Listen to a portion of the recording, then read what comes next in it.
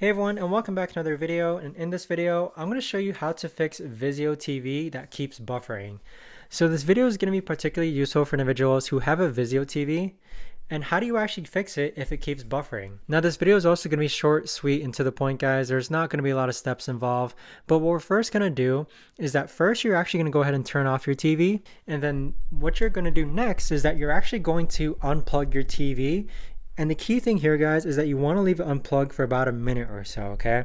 So leave your TV unplugged for about a minute, and then afterwards, you want to make sure that you hold the power button on the back of your TV for about 30 seconds.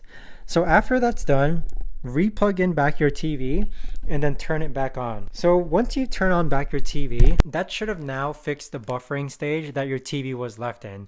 So what you essentially did was that you just did a soft reset of your Vizio TV. Now the other way that you can actually fix the buffering status is that you could actually click on the menu button of your remote control and then navigate to where it says system, and then from here you can click on reboot TV.